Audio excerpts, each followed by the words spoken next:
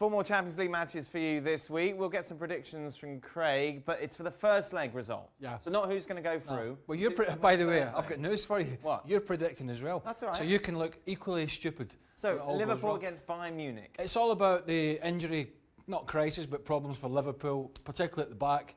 But I still think they're going to have enough against a Bayern team that have struggled in that area. In the first leg, I'm going for a Liverpool victory at Anfield on a raucous evening. I'm going to go for a draw between those two teams. Ben sitting again. Lyon against Barcelona. I think this is a tougher game than maybe people just looking at it think, well, you know, Barcelona's just going to drop this. But you don't forget, they beat City twice. Well, they got 2 results. I know they certainly won at the Etihad. However, having said all that, I'm going to go for a narrow Barca win. I know you're going to go for a draw. I am indeed going to go for a draw. I can read your mind. Atleti against Juventus. Right. Ronaldo goes to Juventus to win the Champions League again with them, not to win another Scudetto, which they're going to do anyway. And I think he comes through. In the second leg, I'm going for a draw at home. Do you know what I'm going to go for? A draw? Yep, why not? And then Schalke against Manchester City. No, I think, you know, City are going to put a strong team out, obviously. And we've seen some of the form they've been in recently. I think they're going to be too strong for a decent Schalke side. Go for the draw. Draw all the way from me. Liverpool, Barca and Manchester City for Craig. Of course, lots of coverage regarding those games right here on ESPN FC throughout the week. You've got the likes of Hudson-Odoi, and I was looking at some comments made by Zola over the course of the week that he's right on the fringe and he's nearly into the first team. All of a sudden, as soon as Bayern Munich show interest, Chelsea all of a sudden decide Hudson-Odoi is a good player and worth keeping. Yet still, you don't play him. You're making all the noises to the press about Hudson-Odoi and how important he is and how good a talent he is, yet you don't play him. He's played 13 minutes since the close of the transfer window, once the Bayern Munich door shut for right now. So it really is, if I were a Chelsea fan, I'd be ripping my hair out because nothing that Sarri is doing is making any kind of sense when it should be obvious. I mean, you're right. I mean, it's the one way to look at it at the moment is, and there's no other way to put it, at the moment it looks as if, this is Sarri I'm talking about, he's out his depth. Yep. All right, I know he managed in Italy and I know he managed at Napoli, that's fine. He had some certain players, he played a certain way, got a great amount of points, didn't win anything. Oh, by the way, crashed out the Champions League as well, then threw the Europa League in because he thought he was going to go for the Serie A title, and he didn't get it. But what the hell were they doing in Serie A about Jorginho?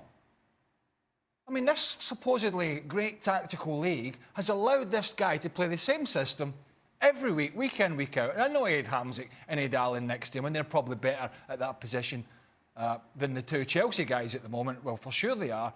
But what were the other teams doing about him? So this guy was walking about as if he was the king of the castle with the 5-yard passes, and all of a sudden now you got teams putting, like Arsenal put Ramsey on him, other teams have put players on him. You got tonight they put Juan Mata on him. They'd no wide players in Lingard or Martial, so they lost the pace. Mata can't play out there because he's not quick enough. So I play a narrow midfield with Pogba one side, Matic sitting, and Herrera the other, and I plunk Juan Mata behind, and that, oh, by the way, that puts him on Jorginho as well, and that allows me to put 2 strikers on the field. Here's a manager who has got way less experience than his counterpart, and he's actually thinking about it. He's actually thinking about the game.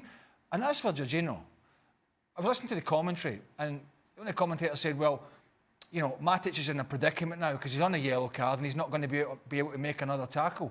Well, Chelsea have got a midfielder. It doesn't matter if he's on a card or not. He can't make a tackle anyway. Interesting, the anti-United bias that we're always accused of seems to have dissipated somewhat since they've started winning. It's a big surprise. We celebrate winners. That's the end. So you give him the job, yeah? Huh? You give him the job? Yeah, without question. Without question, I think he's done more than enough already to prove that he deserves a shot at this long term. Well, what if Pochettino's available? I'm sticking with Solskjaer. Wow. I am sticking with Solskjaer, right? Yeah. The turnaround we've seen from Manchester United, as much as we highlight Paul Pogba, and rightly so, it's every single player to a man, bar one, maybe Alexis Sanchez. But every single player, all of a sudden, is playing some of their best football in the United shirt, some of the best football that we've seen for the last 5 years at the very least. This team is playing with confidence. They're free-flowing. I keep going back to Solskjaer's initial press conference when he arrived at Old Trafford, that he wants his team to take risks. And that's what they're doing. And this team is responding. Right now, you know what you're getting with Solskjaer. as good as Pochettino has been for Spurs, there's no guarantee that he's going to be better, certainly in the short term. And it wasn't just about the good attacking play going forward. You think about little moments in the game. Wait, would you go Pochettino or Solskjaer? And if I could get Pochettino, I'd go Pochettino. Right. But the little moments in the game that change things, that certainly help out. If you think about it away from the attacking sense, was at 2-0 in the second half was the great challenge from Luke Shaw when the ball was slipped down the inside in the penalty box and Romero comes out and they clatter each other. Pedro, I think it was. Was it Pedro was in? But Luke Shaw, another player, he just looks fitter again, looks more confident. And the way he recovered from that, from the position he was in to make that challenge, because it looked like it was going to be a goal-scoring opportunity. These moments are big for United as well. Quickly, Pochettino or Solskjaer? Pochettino. It's arguably the biggest tie of the Champions League over the next couple of days. Liverpool taking on Bayern Munich. Bayern just favourites going into the tie to advance. Liverpool, of course, with some injury concerns as well. Firmino didn't train today because he's got a virus. No Van Dijk, he's suspended. And it looks like Lovren won't be available either. You look at that team, Stevie. Does it concern you? We think Firmino will be available. I think Firmino will be available. Yeah. Shaqiri will step out. Yeah, but regardless, I mean, it's clear where the problems may be for Liverpool, and that is the fact that Fabinho, who's not a centre-back, is going to have to play there, and Matip, who has had a tough time at centre-back, even though he's been playing with Van Dijk. Yeah. That's a huge question mark. We talk about question marks as well, not only around the Liverpool team, but the Bayern Munich side as well, defensively. Well, there's also a question mark where he's going to watch the game tomorrow. He won't watch it with us. Because he's not watching it with us unless you're bringing... No, he'll get angry. Aye, well, He'll go and watch it. They weren't great at the weekend again, Bayern Munich. Hummels and Sula at the back. Anything, any pace, anything down the side, any quick balls into the box. Sula can't sort his feet out. Big and strong, but they still look susceptible at the back. They try and get James Rodriguez is getting more game time at the moment. They try and get him into the game. Plays a little bit on the left, and then sometimes he'll drop in behind Lewandowski in there. So there's a few things that Klopp will have to keep his eye on. But I think even with the injuries, certainly in the first leg, I fancy Liverpool to get a win. At least take something to Germany. Welcome to Extra Time. Stevie back from his holiday. Should we divulge the conversation he had in makeup today? Holiday. Yes. you have to.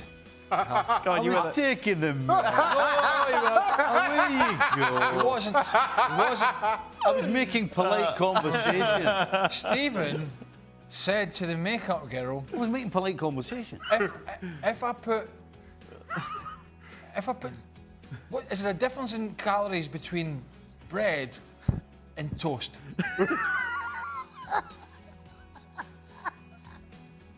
So I was having a laugh, wasn't I? She said, "Are you serious?" She went, "Yeah." She went, "No." Did you think the toast maybe burnt some of the calories? Yeah, burnt some off. Well, that's his exercise for the day, the toast. Well, look at him now, being all Mr. Nice Guy. He popped up with a set of running shoes on. Did you think? What? Yeah. I just overheard it. Yeah. How's that being Mr. Nice Guy? I was having a carry-on. No I was making polite conversation. He said, I've got to find a way. He said, I've got to find a way to trim down a little bit. So it's not giving bread up. Is it any less calorific? Any less calorific once it comes out the toaster?